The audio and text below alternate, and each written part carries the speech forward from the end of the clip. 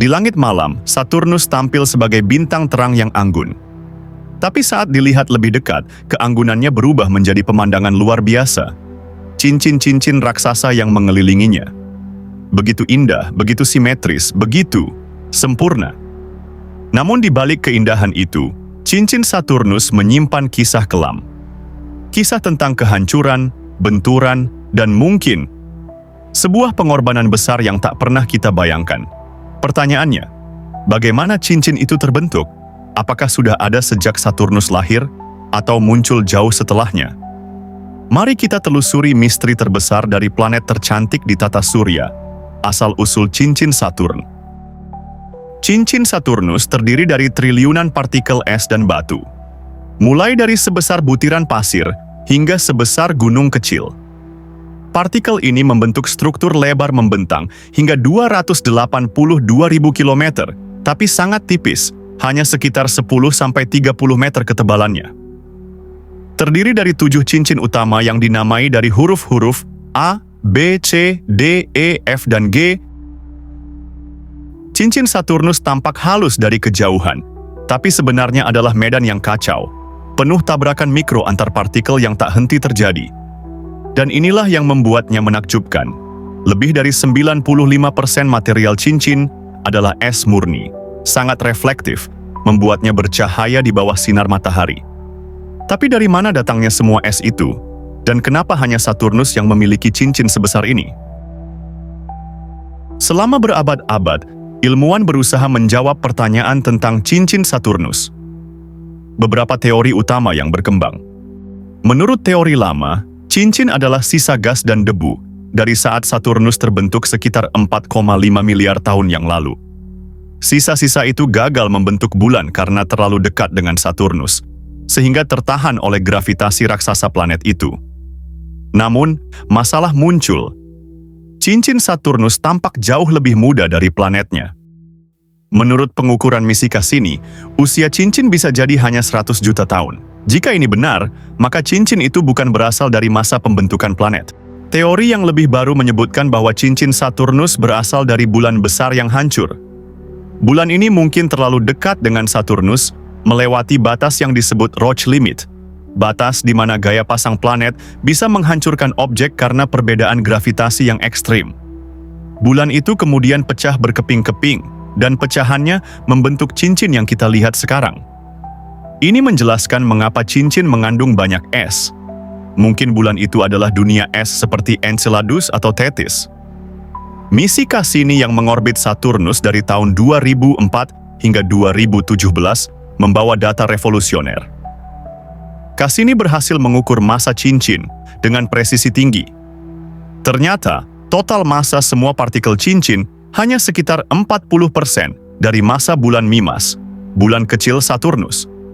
Itu sangat ringan, seperti debu kosmik dalam skala besar. Cassini juga menunjukkan bahwa cincin Saturnus belum terlalu kotor oleh debu kosmik yang terus-menerus jatuh dari angkasa. Jika cincin itu berusia miliaran tahun, ia seharusnya lebih gelap karena tercemar. Tapi yang kita lihat sekarang adalah cincin terang, bersih, dan muda.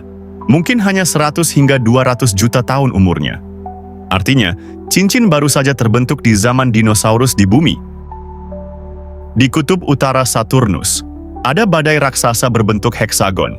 6 sisi sempurna, diameternya lebih dari 2 kali ukuran bumi, dan badai ini telah berputar selama puluhan, bahkan mungkin ratusan tahun. Titan, bulan terbesar Saturnus, bahkan lebih besar dari Merkurius. Ia memiliki danau, sungai, dan hujan. Tapi semuanya terbuat dari metana dan etana cair. Di sana, hujan adalah bahan bakar. Cincin Saturnus perlahan-lahan hilang. Setiap detik, partikel es dan debu jatuh ke planet seperti hujan. Para ilmuwan menyebutnya hujan cincin. Dalam 100 juta tahun, keindahan ini akan lenyap. Jika kamu jatuh ke Saturnus, kamu tak akan pernah mendarat.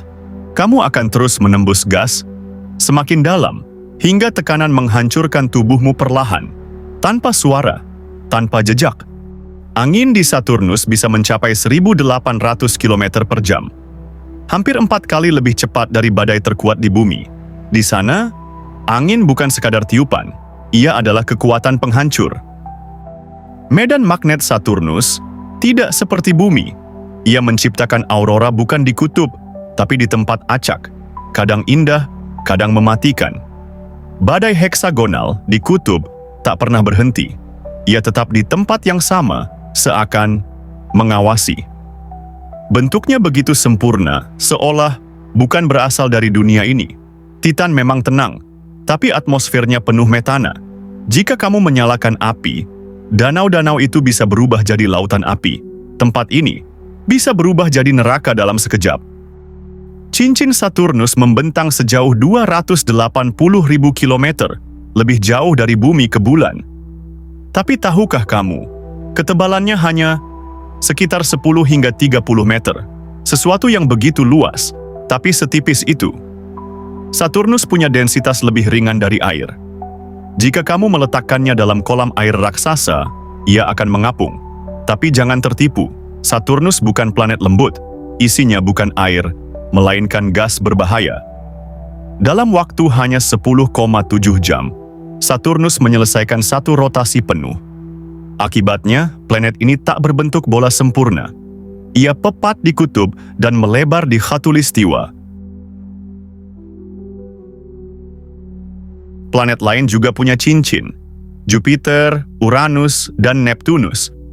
Semuanya memiliki sistem cincin, tapi tak ada yang secantik, sebesar, atau secerah milik Saturnus. Kemungkinan karena Saturnus memiliki bulan dalam jumlah besar, sehingga kemungkinan tabrakan lebih tinggi. Letaknya di wilayah es, sehingga cincin mudah terlihat.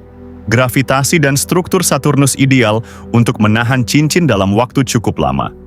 Dan yang terpenting, kebetulan kosmik, tabrakan dan kehancuran bulan purba yang terjadi di waktu yang pas.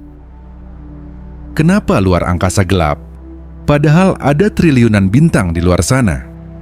Logikanya, kalau bintang sebanyak itu tersebar di seluruh penjuru langit, seharusnya langit terlihat terang benderang, tapi kenyataannya, yang kita lihat justru kegelapan abadi.